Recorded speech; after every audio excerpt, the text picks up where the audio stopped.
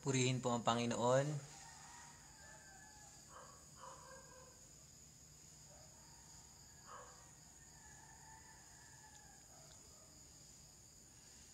Isang mapagpalang umaga po sa bawat isa sa atin. Papasalamat tayo sa Panginoon umaga sapagkat meron tayong panibagong lakas, panibagong buhay at panibagong pagkakataon para po makapag-aral ng salita ng Diyos at para makapanalangin sa Panginoon. Salamat sa ating Diyos. Nasaan man po tayong lugar, anuman po ang ating sitwasyon o kalagayan, patuloy po nating purihin ang Panginoon at pasalamatan po natin siya sa lahat ng pagkakataon. Tuwitan po natin ang Panginoon sa umagang ito. Sabi rin sa ating aawitin, siya yung ating dakilang buong. Amen. Hallelujah. Hallelujah. Purihin kayo, O Diyos. Hallelujah. Hallelujah. Praise you, Jesus. Hallelujah.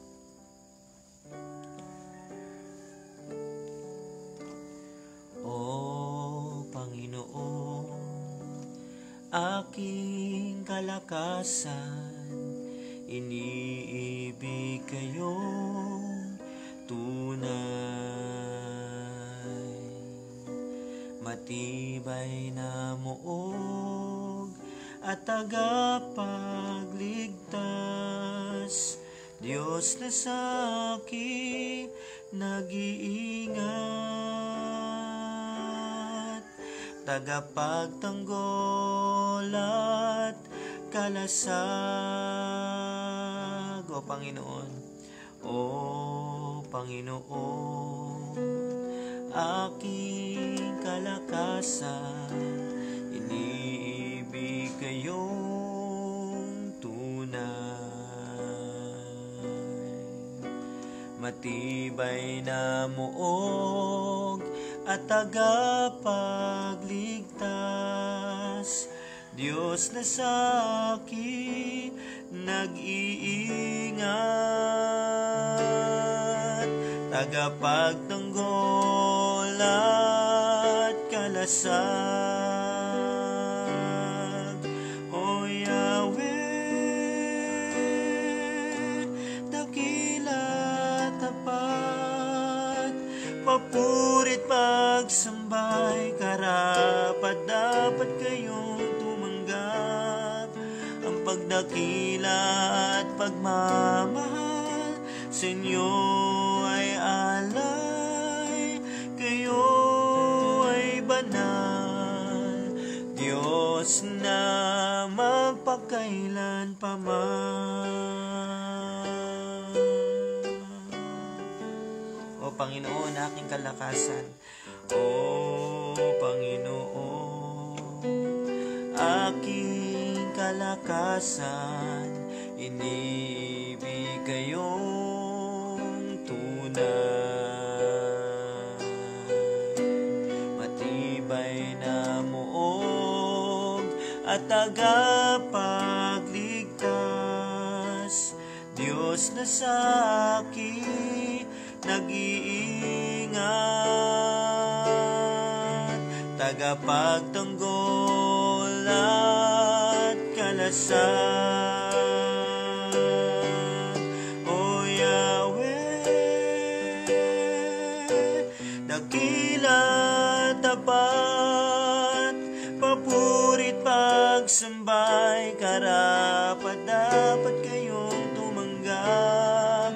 Ang pagdakilat, pagmamahal sa inyo ay alay, kayo ay banal, Diyos na magpakailan pa man.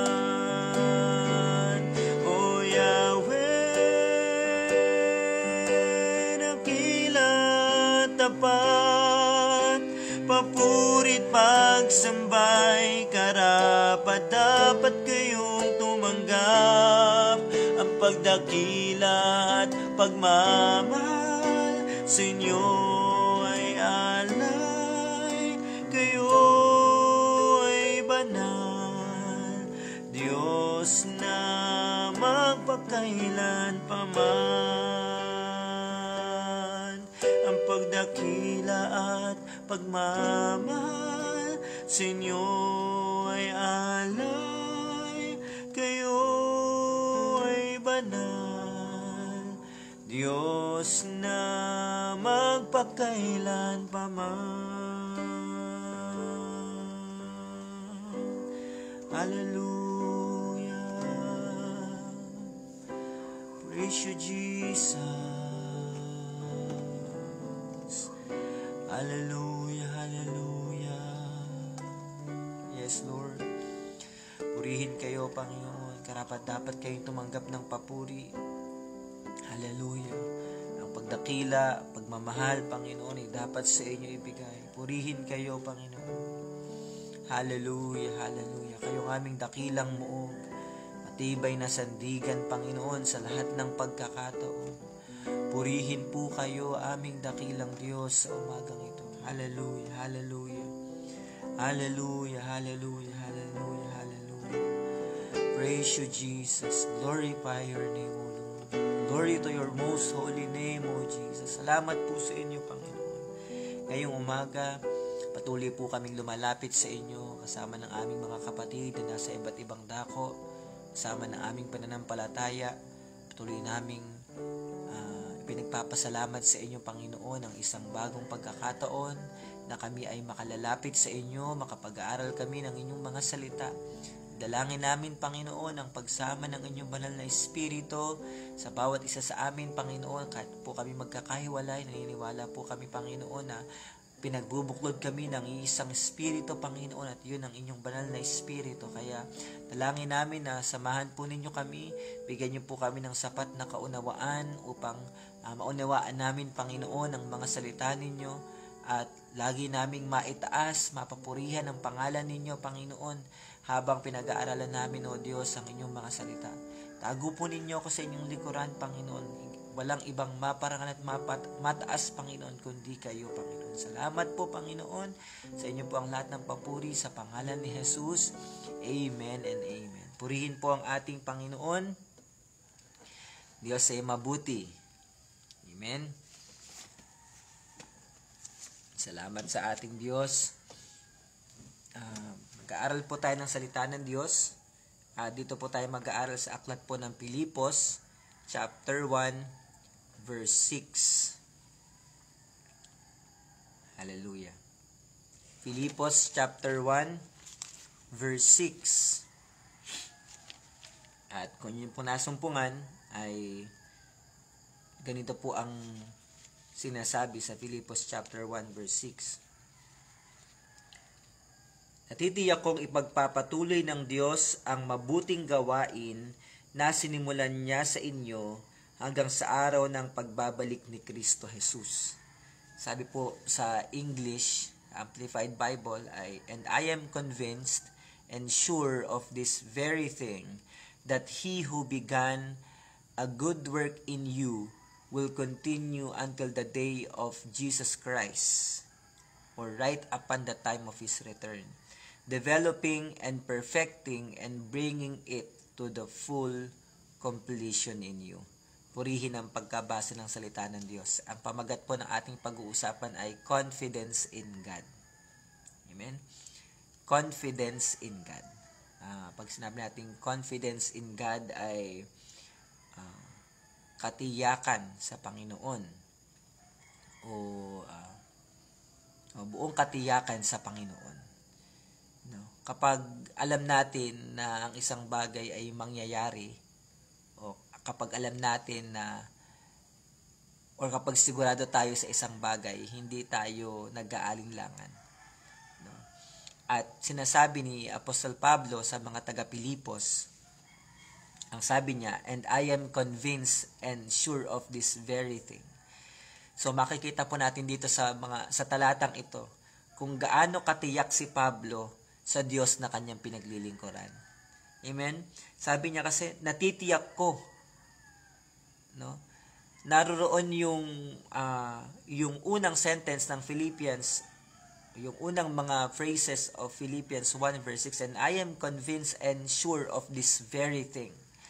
Naroroon yung katiyakan ni Pablo sa Panginoon. Natitiyak siya sa Diyos. Nakatitiyak siya sa Diyos na kanyang pinaglilingkuran.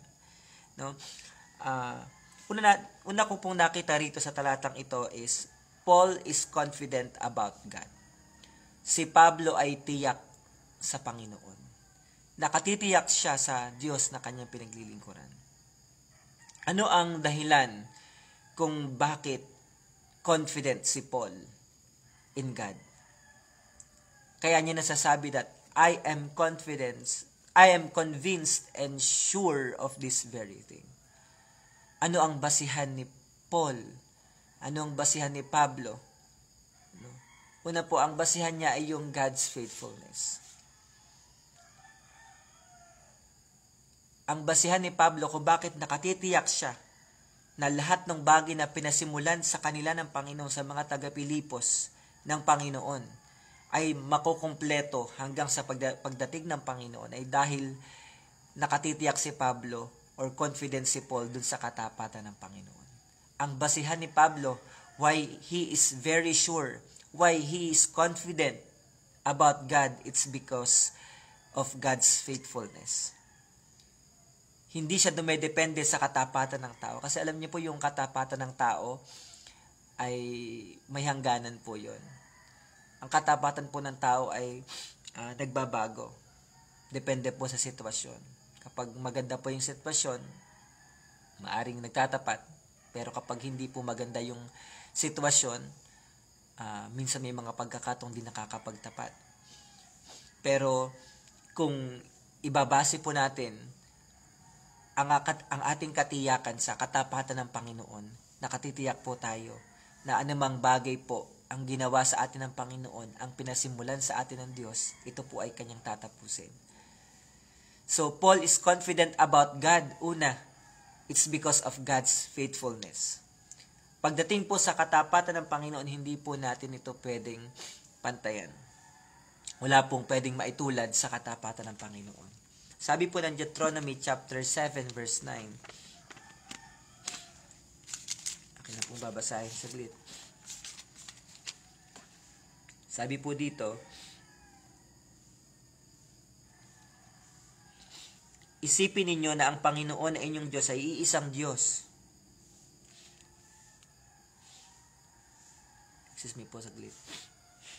Matapat siya at tinutupad niya ang kanyang kasunduan hanggang sa salinlahi ng mga nagmamahal sa kanya at sumusunod sa kanyang utos. Tingnan niyo po yung sabi ng Deuteronomy 7 verse 9. Matapat siya at tinutupad niya ang kanyang kasunduan hanggang sa mga salinlahi ng mga nagmamahal sa kanya at sumusunod sa kanyang utos. No? Makikita mo natin dito sa Deuteronomy chapter 7 verse 9, pinapakita po ron yung katapatan ng Panginoon.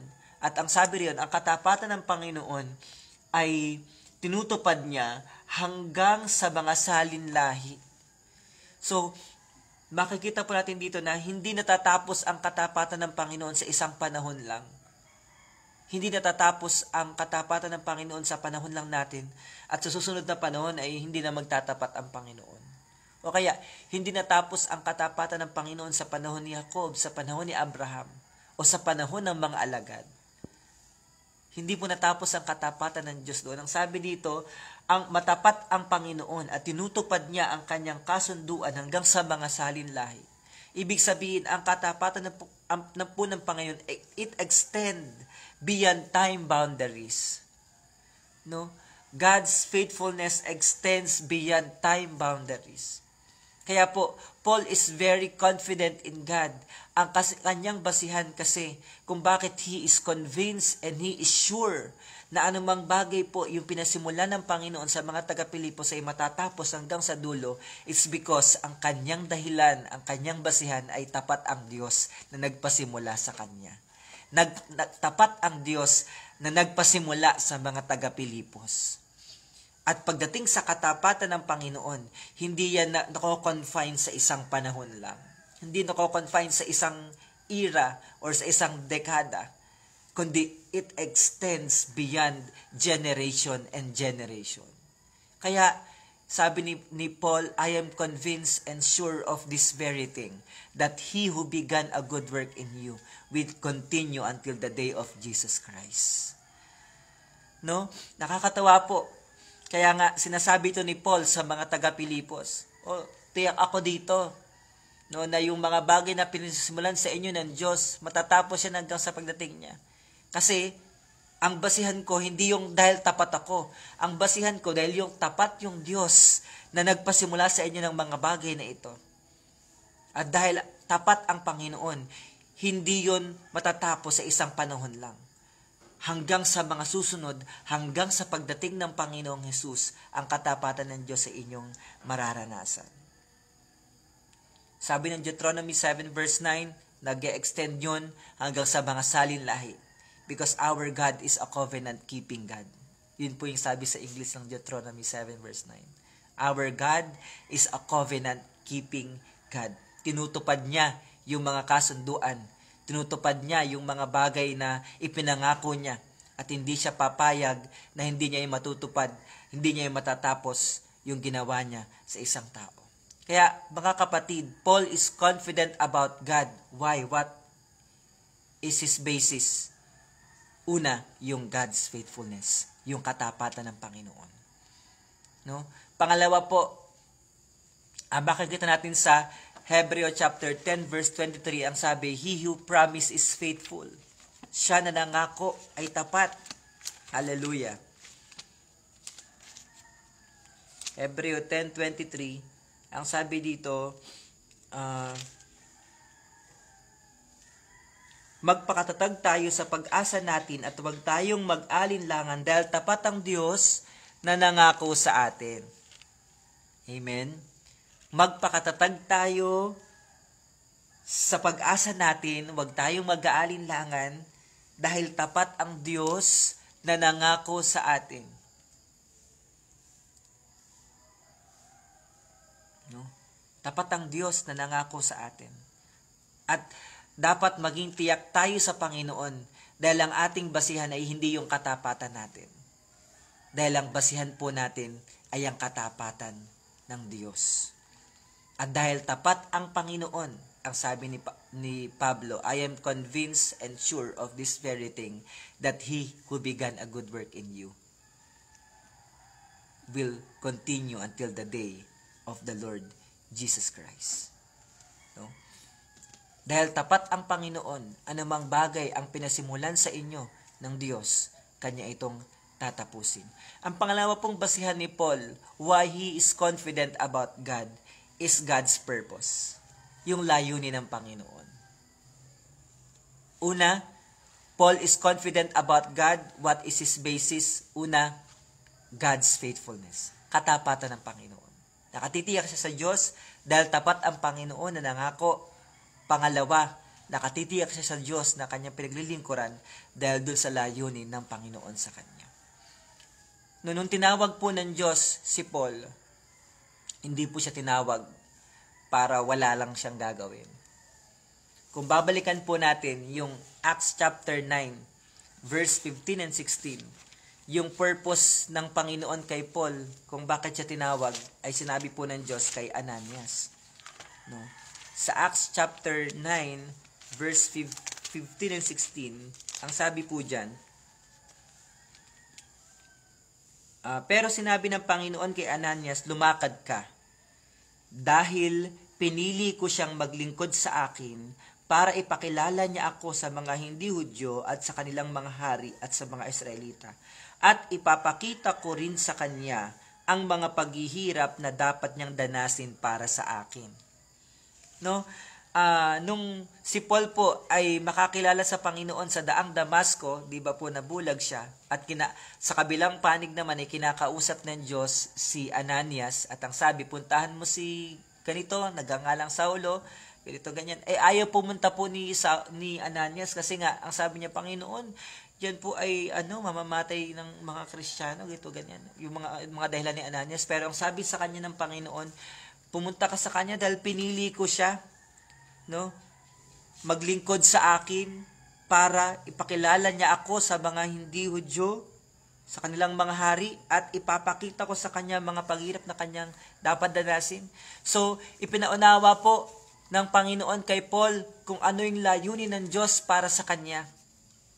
At dahil naunawaan po ni Paul yung layunin ng Diyos para sa kanya, sa bawat ministeryong kanyang ginagalawan, nakikita po niya na yung purpose ng Panginoon sa kanya ay na-fulfill, nagkakaroon po ng katuparan. Alam po natin ang kwento ng buhay ni Paul kung babalikan po ninyo yung aklat ng Gawa, hanggang sa mga pag-uusig po na kanyang naranasan, hanggang sa mga kanyang pagkakakulong, hanggang sa kanyang mga paghirap at ang mga pagtitiis na kanyang pinagdaanan. Nakita po niya at naunawaan niya ito ang purpose ng Panginoon sa akin. Alam niya ang layunin ng Panginoon sa kanya. Yun ay yung magdala ng mabuting balita dun sa mga hindi Hudyo, dun sa mga hintil. No? At the very purpose of God kay Paul, habang siya lumalakad sa Panginoon, nakikita po niya na unti-unti nagkakaroon ng katuparan yung lahat ng iyon. Kaya ang sabi ng Panginoon, sabi ni Paul sa Philippians 1 verse 6 sa mga taga-Pilipos, I am convinced and sure of this very thing, that He who began a good work in you will continue. Bakit? Paul is confident about God, una, because of his faithfulness, because of God's faithfulness, pangalawa, because of God's purpose for him.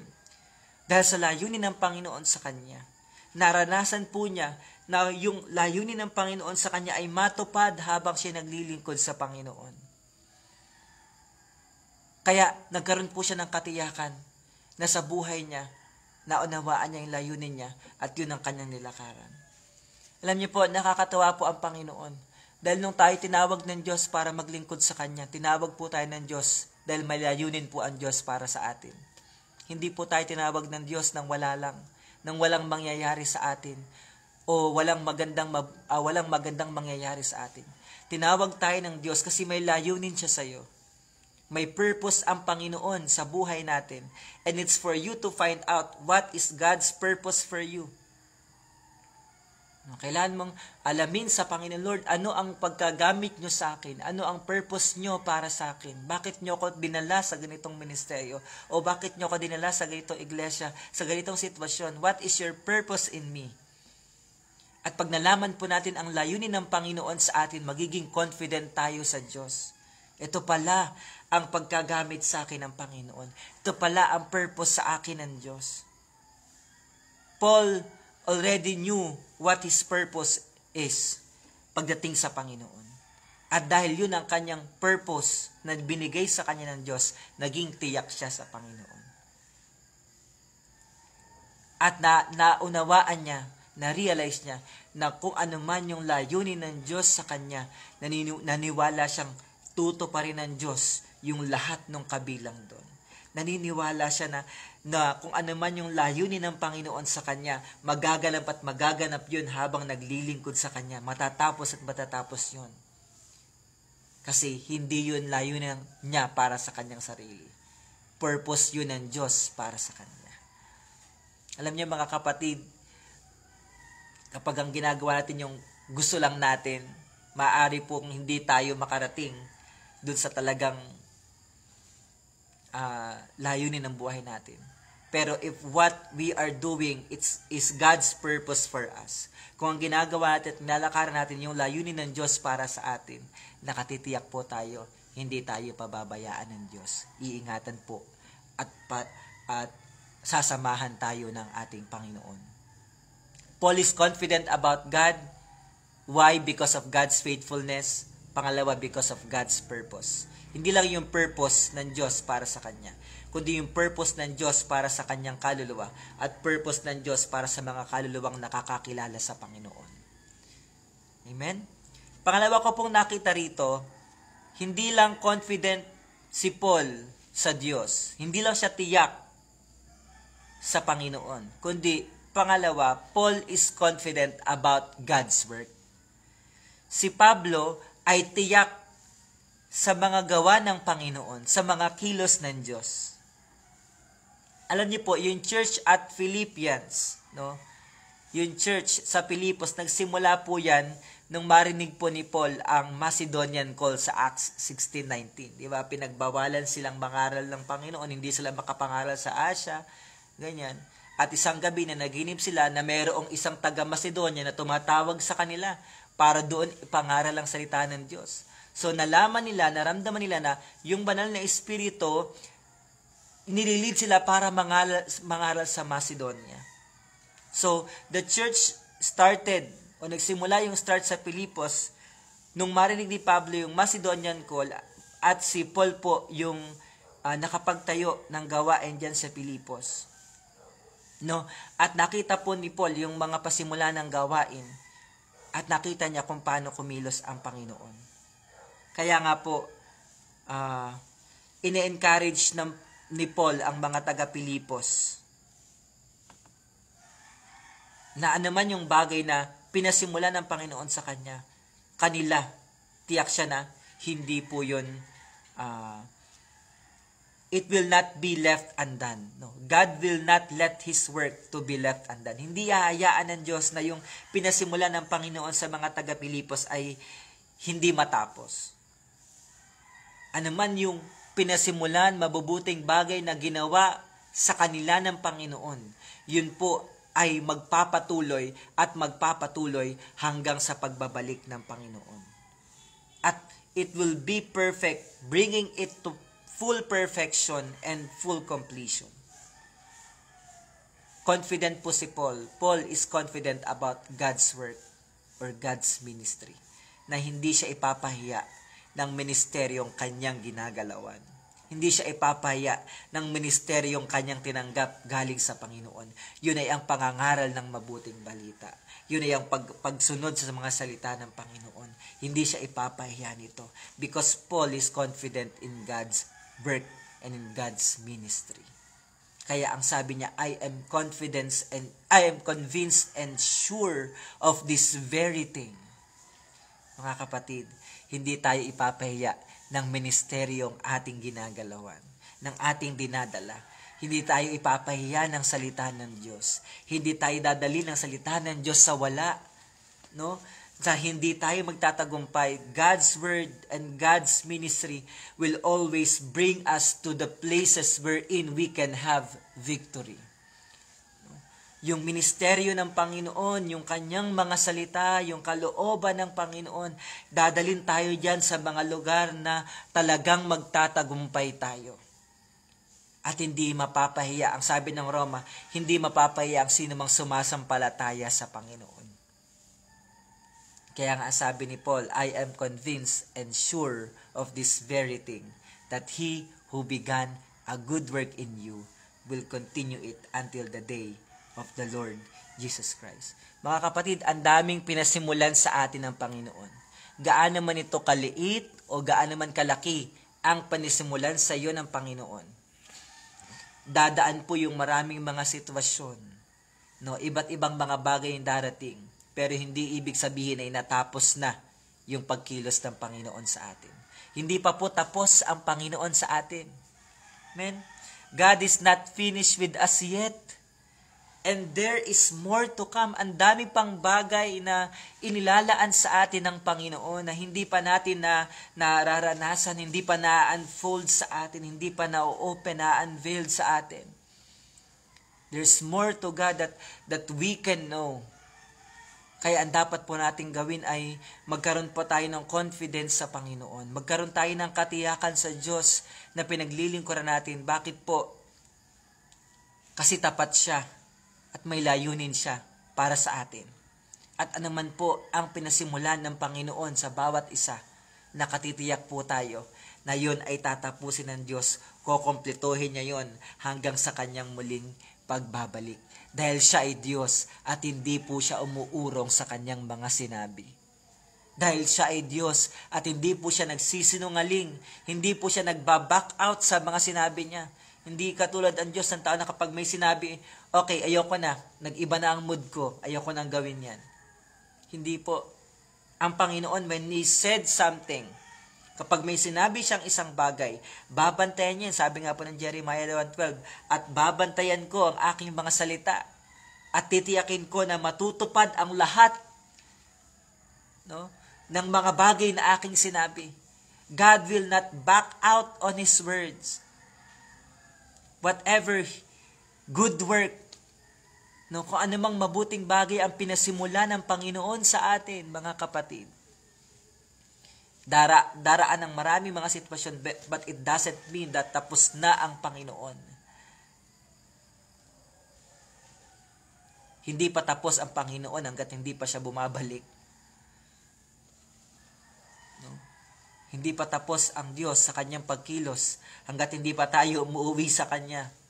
But habang tayo ay nabubuhay, habang wala pa ang Panginoon, naniniwala tayo, tulad ng sinabi ni Paul, I am convinced and sure of this very thing, that He who began a good work in you will continue until the day of the Lord Jesus Christ, developing and perfecting and bringing it to the full perfection. Purihin ang Panginoon, mga kapatid, sa umagang ito. Yung layunin ng Panginoon sa atin, kapatuloy yan. Tiwala tayo sa Panginoon. Let us be confident in God. Maging tiyak tayo sa Diyos na pinaglilingkuran natin at maging tiyak tayo sa ministeryo at sa work, sa gawa ng Panginoon, sa Kanyang mabuting balita. Kaya ito pong ating dalawang bagay na pinag-aralan ngayon. Paul is confident about God and Paul is confident about God's work or God's ministry. Ito pong dalawang bagay na ito. Ang dalawang bagay na tiyak si Paul. At ito ang sinasabi niya sa mga taga-Pilipos. Na mga taga-Pilipos, magpatuloy kayo sa Panginoon. Tiyak ako sa Diyos na aking pinaglilingkuran. Tiyak ako sa Kanyang mga pagkilos, sa Kanyang ministeryo. Tatapusin niya ng Panginoon. Amen? At sinasabi rin sa atin ito ng salita ng Panginoon, mga kapatid. Hindi pa tapos ang Diyos sa atin. God is not finished with us yet. Ang dami pang bagay na gagawin ng Panginoon na maa-unveil pa. Anong kailangan nating gawin? Maglingkod tayo ng maglingkod sa Panginoon at pagbutihin natin ang ating pagdilingkod. Amen? Gawin natin yung ating pinakamabuti para sa Panginoon. Dahil ang Diyos na ating pinaglilingkuran ay tapat at ang Kanyang mga layunin sa buhay natin ay tiyak sa lahat ng panahon. Hindi natatapos ang katapatan ng Diyos sa isang panahon lang. Ito'y nag-e-extend hanggang sa mga salinlahi. Salamat sa Diyos na pinaglilingkuran natin. Purihin Siya. Siya'y napakabuti. Siya'y tapat sa bawat isa. Purihin ang Panginoon. Tayo po ay manalangin. Hallelujah. Purihin kayo, aming Diyos. Salamat po sa inyong mga salita. Tunay nga po, Panginoon, na kapag kami ay nasa inyo, nakatitiyak po kami sa inyo. Nakatitiyak kami, Panginoon. Like Paul, tiyak po siya, Panginoon, sa inyo na kanyang pinaglilingkuran. Na hindi nyo siya ipapahiya. Na anumang bagay ang mga salita na kanyang binitiwan sa mga taga-Pilipos, ito ay mangyayari. Ito ay magkakaroon ng katuparan sapagkat kayo ay tapat. Sapagkat tapat ang inyong layunin para sa Kanya, Panginoon. At ganun din po sa bawat isa sa amin, Panginoon. Kami ay nakatitiyak sa inyo, O Diyos, at nakatitiyak kami sa gawa ninyo at sa mga ministeryo ninyo. Sa inyong mga salita, Panginoon, sa mabuting balita, dahil hindi po kami ipapahiya, Panginoon, ng pananampalatayang meron kami, sapagkat ang Diyos na aming pinaglilingkuran ay tapat, at tapat ang Kanyang layunin para sa amin. Tulungan nga po ninyo kami, Panginoon, as we go on, habang kami lumalakad, ang bawat isang naririto, Panginoon, habang naglilingkod kami sa inyo. Paunawan niyo po sa amin, Panginoon, ang purpose ninyo, Panginoon. Layunin ninyo para sa amin, O Diyos. And kapag naunawaan po namin, Panginoon, help us to be confident in you. Help us to be confident in you, Lord, in your purposes, in your work, in your ministry. At tulungan niyo kaming pagbutihin, Panginoon, ang mga bagay na ito, O Diyos, sapagkat we believe you are not finished with us yet. Hindi pa po kayo tapos sa bawat isa sa amin. Marami pang mga bagay ang gagawin niyo, Panginoon. Kaya lagi naming dalangin, Panginoon, na tulungan po ninyo kami na lalong makalakad at pagbuti ng aming paglilingkod sa inyo, Panginoon. Pagpalain po ninyo, O Diyos, ang bawat isa sa oras na ito, bawat isang nakibahagi ng gawain na ito, Panginoon, ng pag-aaral ng salita ng Diyos. Anuman po, Panginoon, ang kanilang mga kalagayan, sitwasyon sa oras na ito, tulungan niyo silang tumayong matibay, matatag, may bagong pag-asa, dahil kayo ay tapat, Panginoon.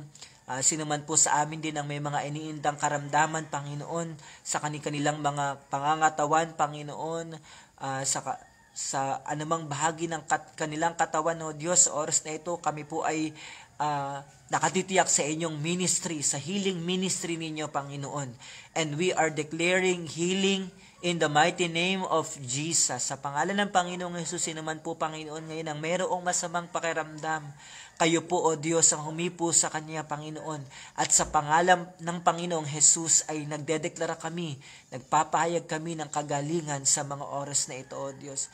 Nataas din namin sa inyo, Panginoon, ang mga pastor at mga manggagawa na naririto sa oras na ito.